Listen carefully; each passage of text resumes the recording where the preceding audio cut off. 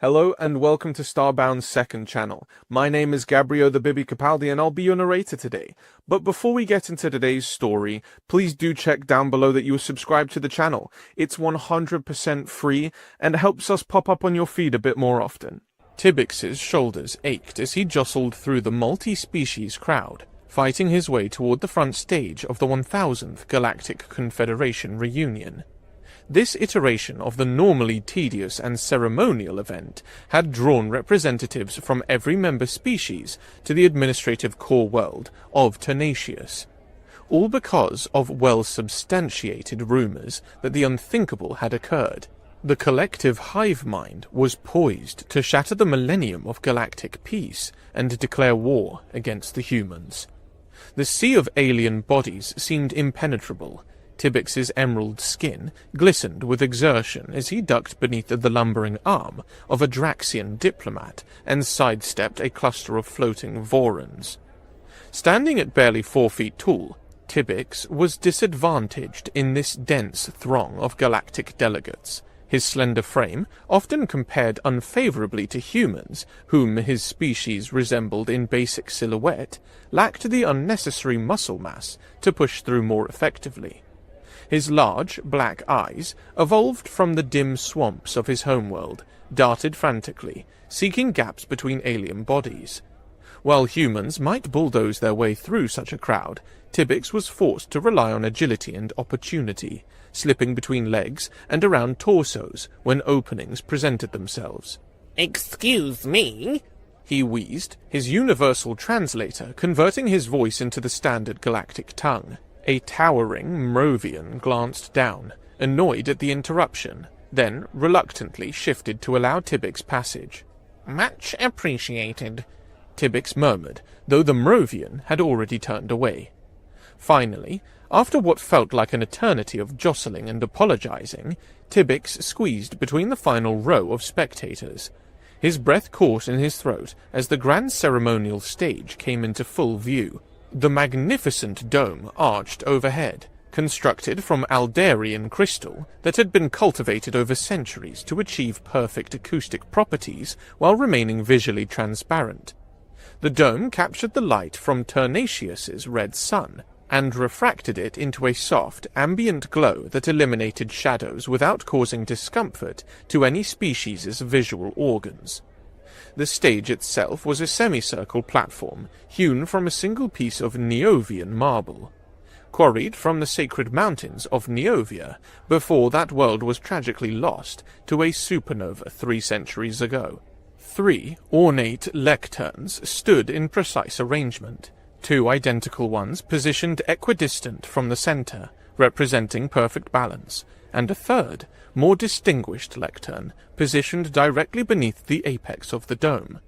The symmetry was deliberate. Tibix knew, a physical manifestation of Aldarian philosophy of cosmic equilibrium that had maintained the Galactic Confederation for a millennium. The lecterns themselves were masterworks of superior tech, capable of instantly adjusting their height and configuration to accommodate any delegate regardless of physical form.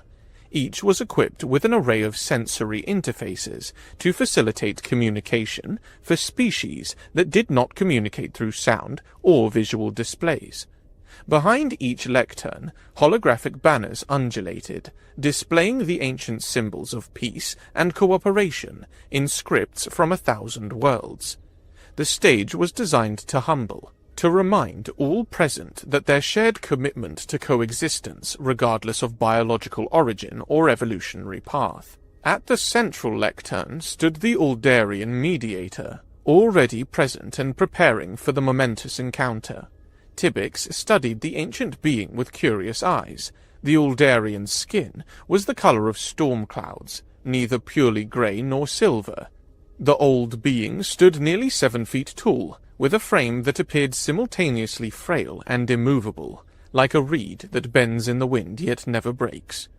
The mediator's 4-fingered hands moved gracefully as they arranged various ceremonial items on the lectern's surface. The speaking stone of Craxus, the flame of perpetual understanding, and the ancient text of the original Confederation, preserved in a stasis field.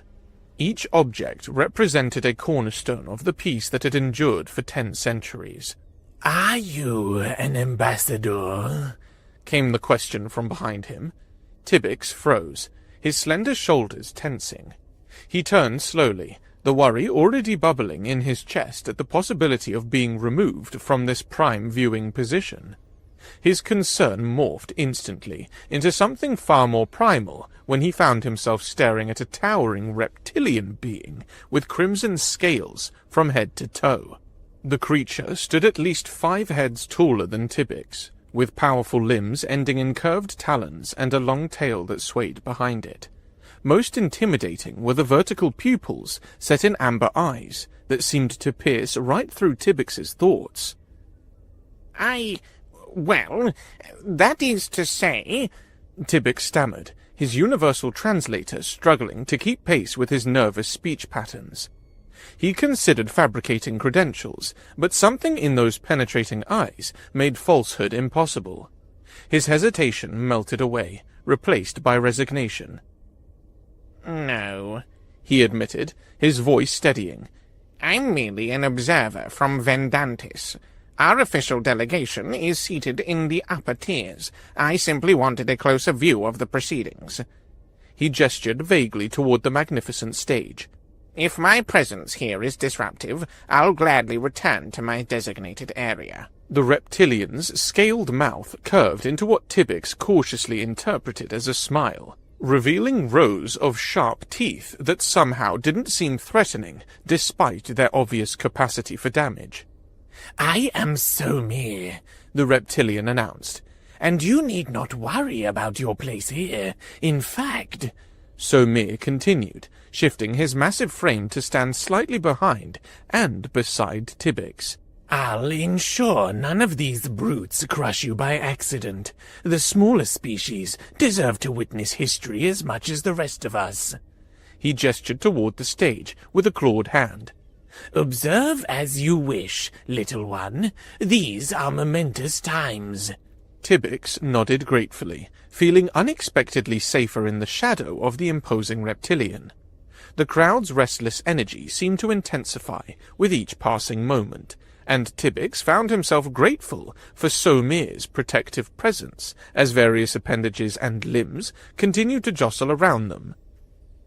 "They say the humans are not afraid," Somir murmured, his voice barely audible above the din of the gathering. "Is that true, do you think?"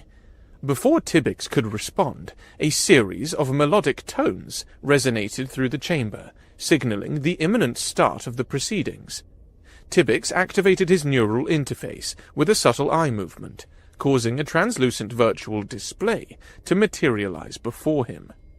The universal chrono display indicated that barely 2 minutes remained before the scheduled commencement of what might be the final mediation attempt between humanity and the collective. The tension in the chamber was crystal clear, manifesting differently among the diverse species present. To his right, a cluster of geyser were nervously rubbing their horns together, producing a faint harmonious vibration that, in their culture, was meant to ward off catastrophe. The sound would have been soothing under other circumstances, but now it only heightened Tibbix's anxiety. Nearby, a group of Ixis had abandoned their instinctual camouflage, a significant cultural taboo except in moments of extreme duress. Their naturally shifting skin patterns had frozen into patterns of black and white, the Ixi expression of existential dread. Tibbix had only read about this phenomenon in xenobiology texts. Witnessing it firsthand sent a shiver along his spine. A sudden hush fell over the assembly as 2 doors at opposite ends of the chamber silently parted, drawing Tibbix's attention to the stage again. The moment of reckoning had arrived. From the eastern portal emerged the representative of humanity. The human moved with the old confidence that had both fascinated and unnerved other species since their arrival on the galactic stage.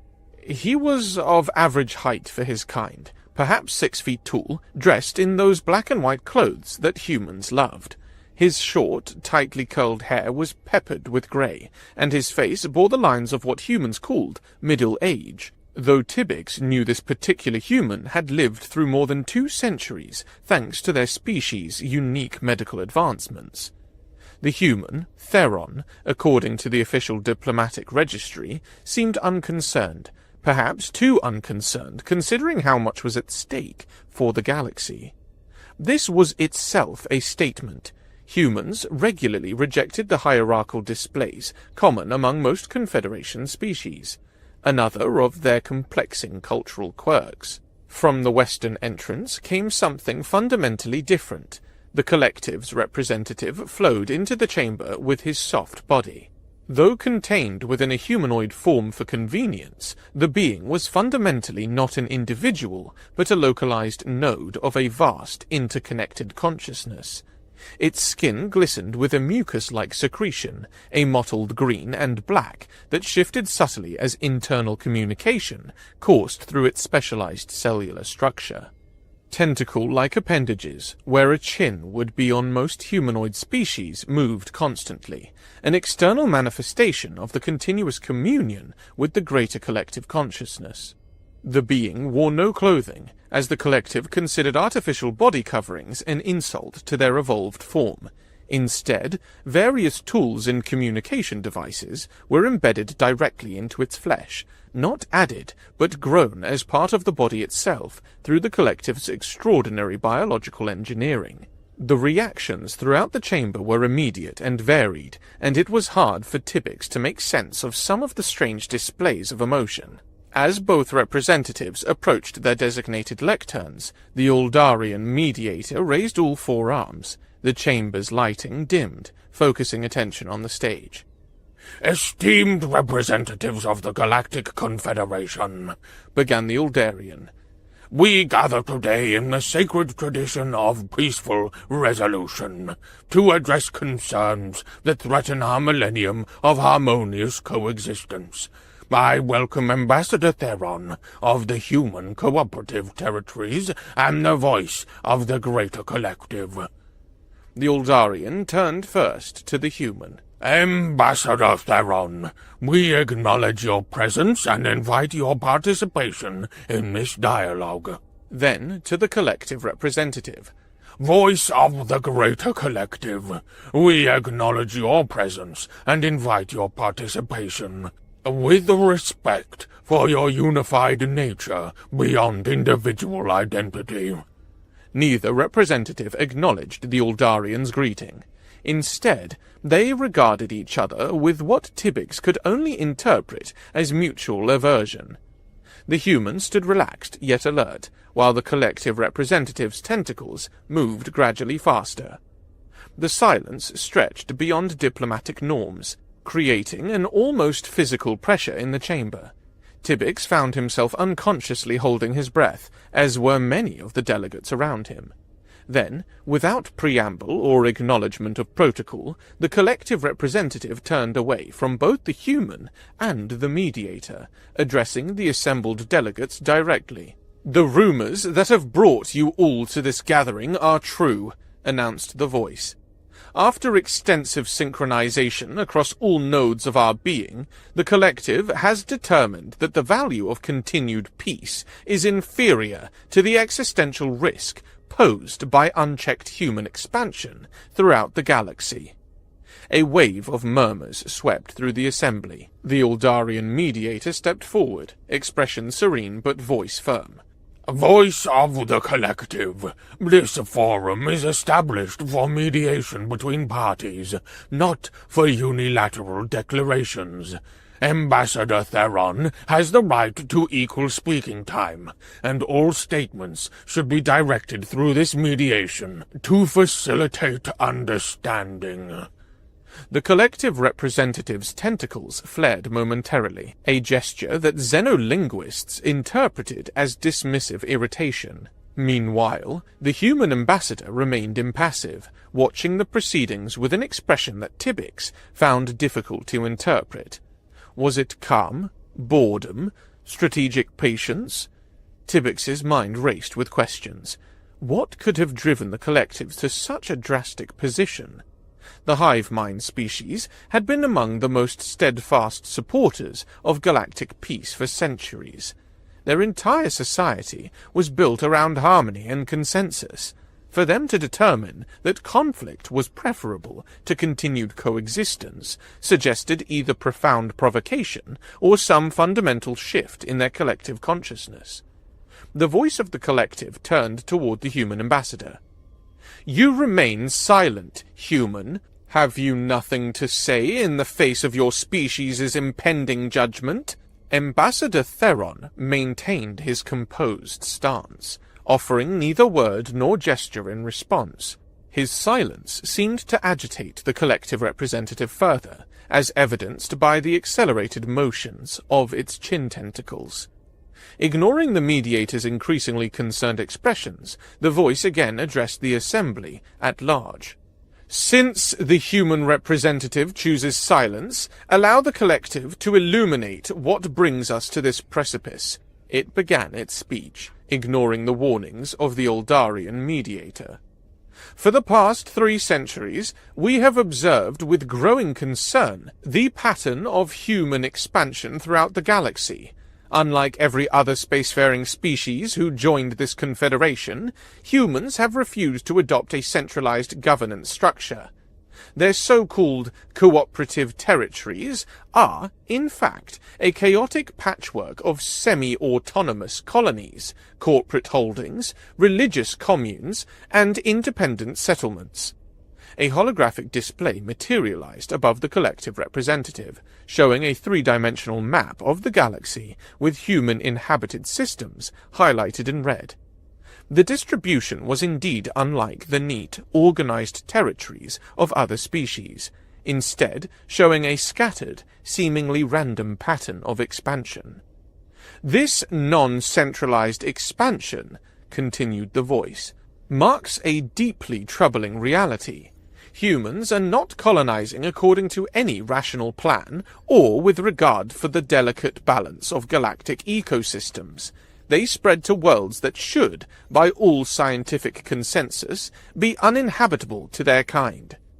The holographic display shifted to show various planetary environments, crushing gravity worlds, radiation-bathed moons, caustic atmosphere planets, with human settlements improbably thriving in each. Through what they euphemistically call artificial adaptation, humans have modified themselves to survive in environments that should naturally limit their spread. Some human colonies have genetically altered themselves so extensively that they can barely interbreed with their own kind from other worlds. This harmful and excessive diversity threatens the very concept of species stability that underpins our Confederation's founding principles. Tybbix noticed that some delegates were nodding in agreement, particularly representatives from the more biologically conservative species. A Lumorian diplomat nearby leaned toward a companion and whispered something that made both glance apprehensively at the human ambassador, who continued to observe the proceedings without visible reaction.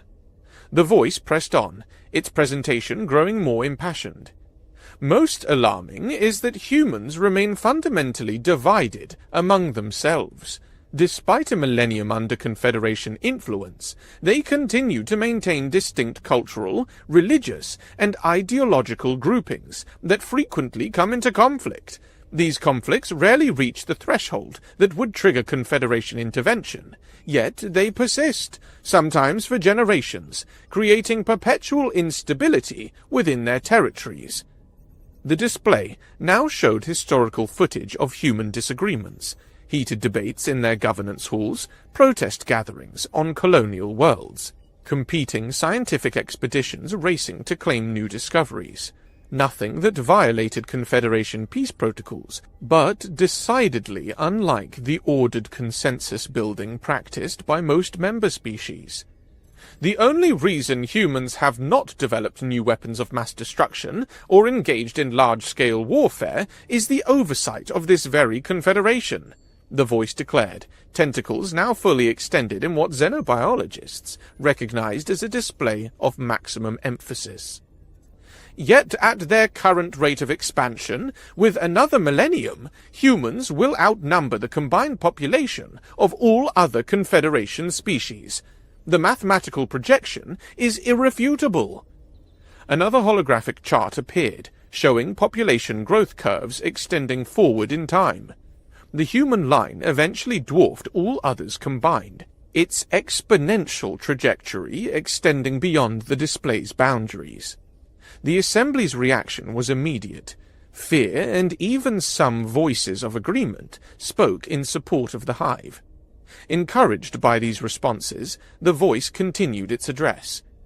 Humans claim worlds for reasons that defy rational analysis, because they find a planet's sunsets aesthetically pleasing, or because they have developed affection for a local non-sapient species, or simply because no other human has done so before. Their expansion follows no pattern recognizable to collective intelligence. They are, in essence, a chaotic force in an ordered cosmos. The holographic display shifted again, now showing a time-lapse of human expansion over the past 5 centuries. The pattern did indeed appear random, with colonies sprouting in seemingly arbitrary locations across multiple galactic arms. Most disturbing of all, the voice continued, ignoring both the Uldarian mediator and the quiet human ambassador, who made no effort whatsoever to interrupt it, is that humans harbor division among their own kind. They have established these different tribes throughout our galaxy, some based on historical Earth regions, others on ideological differences, still others on arbitrary distinctions that even our most skilled xenopsychologists struggle to comprehend.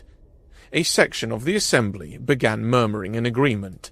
Tybyx noticed several Molosian representatives exchanging their equivalent of nods, their eye stalks vibrating in synchronized patterns of concern. "The collective has concluded," the voice pronounced, "that humanity represents an existential threat to the ordered development of all galactic life. Their chaotic, unpredictable expansion will inevitably destabilize the careful balance established over a millennium."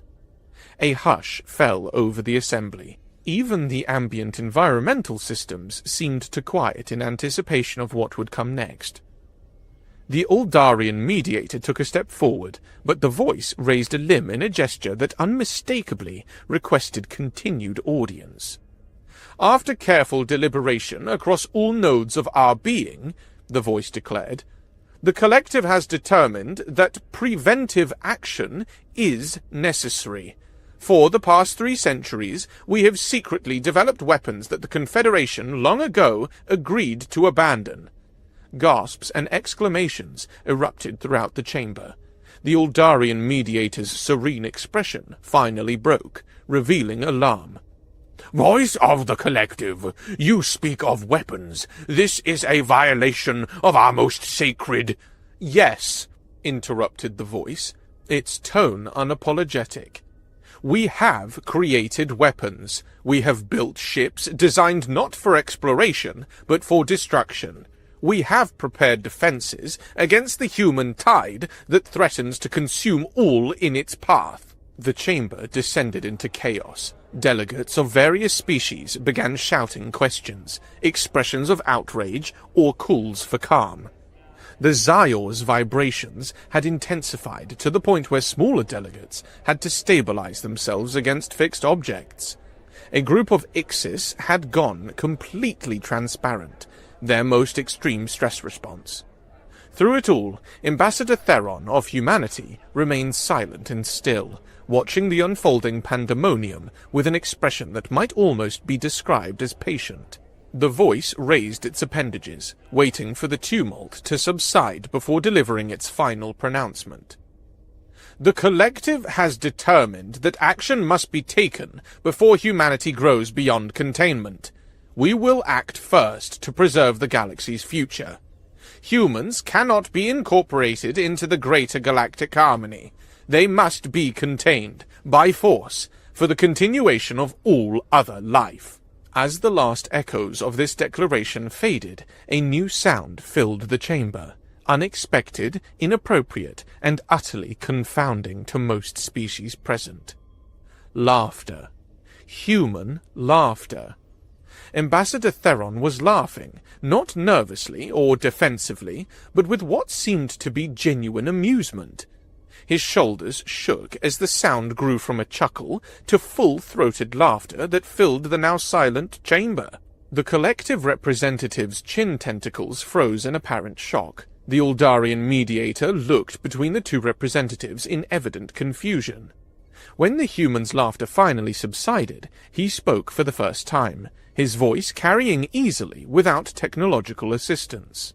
"Let me get this straight," Ambassador Theron said, wiping a tear of mirth from his eye. "You just admitted publicly, before representatives of every sapient species in the Confederation, that you've been secretly building weapons for centuries with the intention of using them against humanity?" He looked around the chamber, making eye contact with various delegates before returning his gaze to the collective representative. "And you know what is really funny? You seem to believe you actually stand a chance." The chamber fell into stunned silence at the human ambassador's words. Tybbix watched as the collective's tentacles writhed in what he recognized as their weird equivalent of indignation, while delegates from a dozen worlds exchanged alarmed glances. The human's laughter had shattered the somber atmosphere of impending war like a stone through glass. Ambassador Theron ignored their gazes and stepped away from his lectern, moving slowly toward the center of the stage. "Esteemed mediator," Theron said, addressing the Uldarian with a respectful nod. "I believe I'm entitled to equal speaking time as the voice of the collective. With your permission, I'd like to address the Assembly and clarify a few misconceptions the collective hive mind struggled to understand despite their shared brain." The Uldarian mediator's grey skin had taken on a silvery sheen, a sociological response to stress among their kind. The entire proceeding had deviated catastrophically from the careful diplomatic choreography that had maintained peace for a millennium. This wasn't mediation anymore. It had become a public forum with potentially calamitous consequences. Yes, Ambassador Theron," the mediator finally responded, his eyes focused on the surveying crowd. "Equal time is your right under Confederation protocol." The human nodded and turned to face the assembled delegates. Unlike the collective representative, who had used elaborate holographic displays, Theron stood alone, using nothing but his voice and presence. "Distinguished representatives of the Galactic Confederation," he began, his tone conversational rather than ceremonial. "You've just heard quite a speech. The collective has painted a rather alarming picture of humanity. Chaotic, unpredictable, fractious. And you know what?" He smiled. "They're absolutely right." Murmurs rippled through the assembly. Tybbix leaned forward, straining to catch every word. "Humanity is exactly as described. Non-centralized, we claim planets because we like some exotic pets, and yes, sometimes contradictory in our approaches to problem-solving. But what the collective fails to understand, what they fundamentally cannot comprehend given their unified consciousness, is that these are not bugs in our system. They are features." Theron began to pace slowly across the stage, his movements relaxed but purposeful. "Do you know how difficult it was for humanity to maintain 1,000 years of peace? Not just with you," he gestured expansively to the entire assembly, "but with ourselves. The collective has offered you a snapshot of human history without context, so allow me to provide what they omitted." The human's expression grew momentarily somber. "Humanity's history on our homeworld was indeed drenched in blood. For thousands of years before we achieved spaceflight, we waged war upon ourselves without stopping. Tribe against tribe, nation against nation, ideology against ideology." Several delegates shifted uncomfortably, particularly those from species with collective or hive-based social structures, who found the concept of interspecies warfare fundamentally disturbing. In less than a century on our home world, humans progressed from fighting with primitive chemical propellants to developing weapons capable of sterilizing entire continents. That early in our history, we had already invented weapons that would make the not-so-secret arsenal the collective is so proud of look like children's toys. The voice of the collective's tentacles flared in obvious anger, but Theron continued before they could interject. We fought world wars. We built and dropped atomic bombs on our own cities. We stood on the brink of complete self-annihilation multiple times, all because we couldn't figure out how to accommodate our differences. Theron paused, letting the weight of those words settle over the assembly. We nearly destroyed ourselves over resources, over ideas, over which group should dominate which. Tibbix felt a chill run through his body. He had studied human history as part of his xenoological training, but hearing it described so directly by a human was entirely different from reading academic texts. And then, Theron continued, his voice softening, something miraculous happened.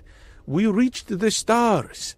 We discovered that the universe was vast beyond comprehension, that there was room enough for every human idea, every human culture, every human belief system. We didn't need to fight over a single planet's limited resources anymore. We could each pursue our own vision without imposing it on others. The Ixis nearby had shifted from their stress coloration to a deep blue, the hue of contemplation in their emotional spectrum. The geyser had ceased their horn-rubbing entirely, transfixed by the human's words. That's why human expansion appears chaotic to the collective. It is chaotic, gloriously, beautifully chaotic. Some of us terraform worlds to make them Earth-like. Others genetically modify themselves to thrive in alien environments. Some establish democratic colonies, others corporate ventures, others religious communes. We don't need to agree on a single path forward, because space is big enough for all paths. Theron turned slightly to face the collective representative directly. And now you stand here, before the entire Confederation, and declare that this strategy, this miracle that saved humanity from itself, is somehow a threat? You claim that our lack of unity is dangerous, while admitting that you've been secretly building weapons to use against us? The voice attempted to speak, but Theron raised his hand in a sharp, cutting gesture that somehow managed to silence the collective representative mid-syllable. If we were truly the threat you describe, Theron continued, his voice hardening, if humanity was still the warlike species of our past, then you would not be standing here announcing your plans. You would not have had 3 centuries to build your weapons. There would have been no declaration of war. His eyes swept the assembly. There would have just been a flash of light, and your homeworld would have ceased to exist. Tibbix felt his inner membranes constrict at the casual way the human described planetary destruction. Around him, other delegates exhibited their species' equivalent of shocked silence. The Zyore had gone completely still, not even its breathing membranes moving. What the collective fails to understand, what they cannot understand due to their unified nature, is that humanity's peace with the galaxy and with itself is not maintained by force or by inherent gentleness. It is a daily choice we make, a choice our ancestors fought and died to give us. Theron walked slowly toward the collective representative, stopping just short of their position. Despite being physically smaller than the alien, the human somehow seemed to loom over it. Do you know what would happen if you actually proceeded with this war you're so eager to start? Theron asked, his voice almost gentle. You would succeed in doing what has not been done for 1,000 years. You would unite humanity. The voice's tentacles writhed in what might have been confusion or alarm. Oh, not in the way you think unity should work, Theron continued. We wouldn't suddenly adopt a hive mind or establish a single government, but we would remember something we've been trying very hard to forget, how to focus our minds into destructive purpose. The human turned again to address the wider assembly. Many of you represent species that evolved from collective or herd frameworks. Your ancestors survived by cooperation and consensus. That's beautiful and worthy of respect. He gestured toward himself. Humans evolved as persistence predators. Our ancestors survived by selecting a target and pursuing it until it collapsed from exhaustion, even if the chase took days. A ripple of unease moved through the chamber. Tibbix had known this academic fact about human evolution, but had never considered its implications in the context of war. From the expressions of those around him, neither had most of the other delegates. For 1,000 years, humanity has chosen not to be what evolution designed us to be. We have chosen cooperation over predation, friendship over dominance, coexistence over conquest. But all the collective sees is our lack of a unified leadership as a disorder. Theron's expression hardened. They are profoundly mistaken. The voice of the collective finally found an opportunity to interject, its speech patterns accelerated by agitation. You speak of choice and restraint, human, but my eyes saw that you too have created weapons. You have not fully embraced peace as you claim. Instead of appearing defensive, Theron laughed again, a shorter, sharper sound than before. Of course we have weapons, he replied. We've never denied it. The difference is that we haven't been building new ones. We haven't needed to. The arsenals we had when we joined the Confederation were already sufficient to end civilizations. We just had to maintain it. The revelation sent another wave of shocked murmurs through the assembly. The Uldarian mediator stepped forward, distress evident in their posture, but seemed unable to find words appropriate to the unprecedented situation. Humanity, Theron continued, his voice rising to be heard over the growing commotion, is the species that invented atomic energy and then, instead of using it first as a widespread power source, turned that same technology into weapons of destruction immediately. We are the species whose first application of faster-than-light technology wasn't to build exploration vessels, but to create missiles that could strike targets in other star systems before any defense could be mounted. Theron placed a hand on the shoulder of the collective representative, a gesture so inappropriate in formal diplomacy that several delegates gasped audibly. Tibbix himself couldn't believe what he was witnessing. This is the species you're proposing to go to war with, Theron said, his voice now quiet enough that the assembly fell silent to hear him. Do you truly want to be remembered as the ones who woke the sleeping predator? Who reset humanity to the factory settings and brought us back to what we were before we chose peace? The chamber fell into a silence so profound that Tibbix could hear the soft noise of the environmental system cycling air through the vast space. Every representative stood frozen, as if time itself had paused in the wake of the human's chilling words. Beside Tibbix, Somir had gone rigid, his massive scaled body becoming statue-like, only the slightest ripple of his breathing visible beneath crimson scales. The voice of the collective was the first to break the stillness, its tentacles writhing with renewed agitation. When it spoke, its tone had shifted from authoritative to defensive. The collective does not act alone in this matter, it declared, chin tentacles fluttering rapidly. We speak for all the species too weak or too diplomatic to voice their legitimate fears. Many worlds tremble in the shadow of humanity's potential for destruction. We are merely the first with courage enough to acknowledge the threat directly. This war is the desire of most of us. We are certain." Instead of appearing defensive, Theron laughed again, a shorter, sharper sound than before. The human's dismissive response seemed to drain some of the confidence the collective representative had mustered. The silence that followed was different, heavier, charged with unspoken fears and calculations. Tybbix glanced around at the assembled representatives and realized with sudden clarity that inaction now would allow this situation to deteriorate beyond repair. But why was no one speaking? Could he be the only one who noticed this? Without fully processing what he was doing, Tybbix turned to Sumir. "Can you lift me up to the stage?" he whispered urgently. The reptilian's amber eyes widened in shock. "Have you lost your mind? You're an observer, not an ambassador. This is not your place to—" "Please," Tybbix interrupted, surprising even himself with his boldness. "No one else is going to speak, and this is going to spiral into disaster. I may not be an ambassador, but I am a citizen of the galaxy that actually has something to say." Sumir studied him for several heartbeats before a slow, toothy smile spread across his scaled face.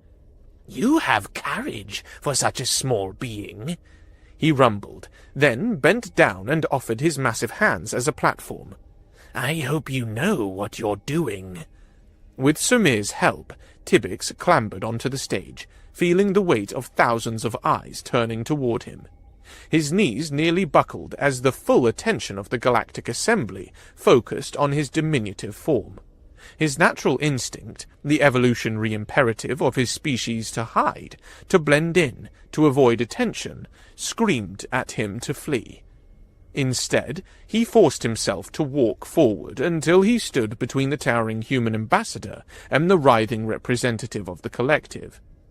"I am Tybbix," he began, his voice initially trembling before finding strength.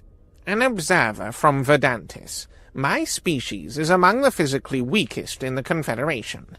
We have no natural weapons, no territorial instincts, and our greatest evolutionary advantage is our ability to hide." He paused, gathering his courage. "And yet, I stand here to tell the voice of the collective that you do not speak for us, nor, I suspect, for many others present." Murmurs of agreement rippled through the assembly, emboldening Tybbix to continue. "It is difficult to comprehend how a consciousness comprised of billions of connected minds could be so profoundly short-sighted," Tybbix said, his emerald skin flushing deeper green with emotion. "Even I, with my single, limited mind, can see that the humans are not afraid of you, not even slightly. The evidence is right before us all." He gestured toward Ambassador Theron, who watched him with interested surprise. "They laugh at your threats, and they will obliterate you. Have you even considered what will the galaxy be like after this war?" The voice's tentacles stilled as Tybbix continued.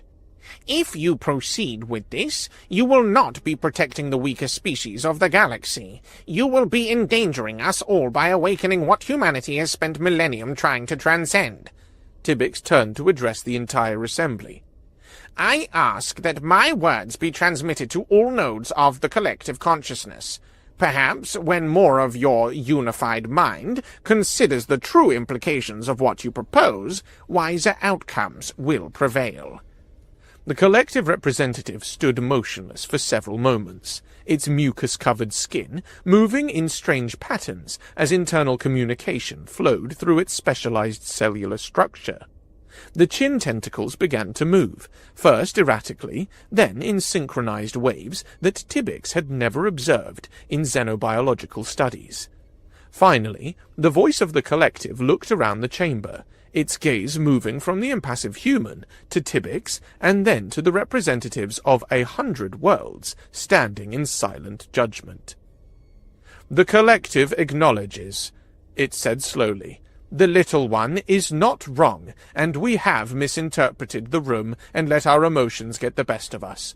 We thank the little one for his perspective. If the esteemed mediator permits, the collective is willing to postpone any precipitous actions and engage in proper dialogue regarding our concerns. Should humanity still be willing to participate?" The Uldarian mediator's grey skin lightened with visible relief. Ambassador Theron, the mediator said, turning to the human. Would you be amenable to such a discussion? The human didn't laugh this time. Instead, he nodded, the corner of his mouth lifting in a small smile as his gaze met Tybix's. Always, he said simply, his voice inviting what might as well become another millennium of peace.